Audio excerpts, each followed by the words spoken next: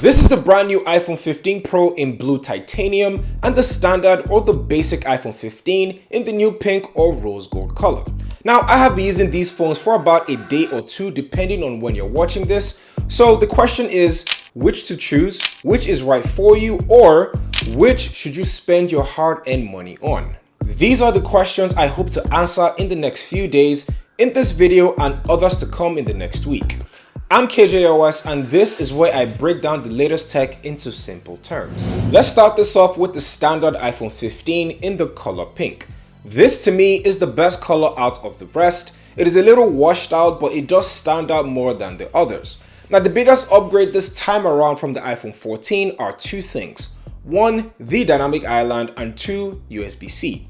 They have completely moved away from the notch, and I personally think this is a good direction. Now, apart from making all their phones have the same uniform design, it gives consumers a bigger incentive to not get the Pro if they can't afford it. Also, there is a big boost with its brightness. It is now 2000 nits of max brightness, which is doubled from the iPhone 14, and that is great news if I'm being honest. The 14 under direct sunlight wasn't exactly the most visible, so this answers a major pain point. The display is still 60Hz in 2023 instead of 90 as the barest minimum. Now, I already know when they eventually add this to the iPhone 16, they're going to call it something else. With a USB-C port, you can now charge all your devices with one cable. This is good news and bad news depending on where you stand. The good news is you can now charge your phone and other Apple devices with one single charger.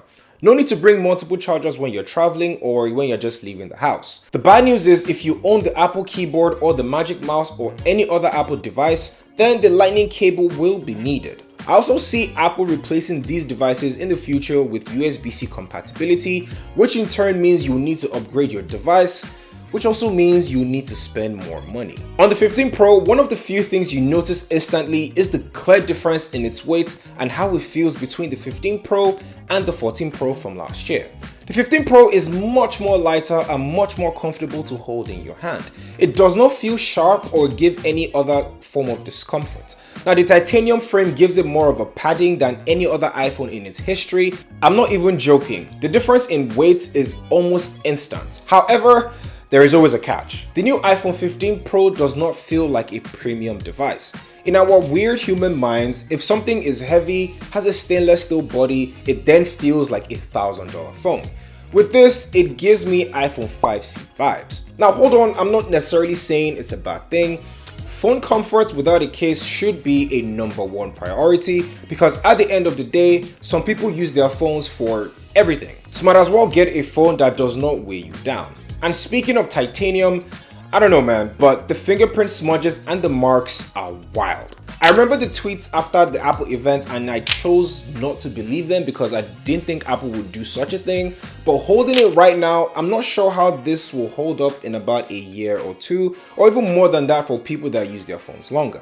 You 100% need to wipe this down a lot of the time than the iPhone 14 Pro, and even intricately because you have to get through the buttons and all that stuff. Now, the action button is also a new addition, replacing the mute switch. So far, it does serve some purpose, and when you get the phone, it acts as the usual mute button, but you can then remap it to a lot of things. The camera, the flashlights, a do not disturb, voice memo, and the shortcut app. And if you know anything about the shortcut app, you can basically remap it to anything you want, and I mean anything. I currently use mine to open my camera, and it has its uses, but if any Apple personnel is watching, I'm hoping we'll be able to double tap or triple tap the action button and remap it to anything we want. At the bottom is the brand new USB-C port, but in the 15 Pro's case, it does way more than just charging your phone. The 15 Pro, according to Apple, is the first phone with over 10 gigabits of transfer speed because it has USB-C 3 instead of USB-C 2 on the iPhone 15, and that kind of boggles my mind. Yes, I understand the 15 Pro is a Pro version, but why didn't the regular 15 just get USB-C 3? I mean, sure, you can say most people wouldn't know or won't even care, but I feel these are just the little things that could easily be done. The display is the same as the 14 Pro, and I noticed during the Apple event there was no mention of an upgrade, and holding it here in my hand, side by side with the 14 Pro, you can clearly see that there isn't really any difference. The bezels on the 15 Pro are slightly thinner, but apart from that, it is essentially the same. A Super Retina OLED panel with HDR10 and a 120Hz refresh rate. Because the panel is an LTPO panel, it can go as low as 10Hz when you're not scrolling through, and that saves battery in the long term.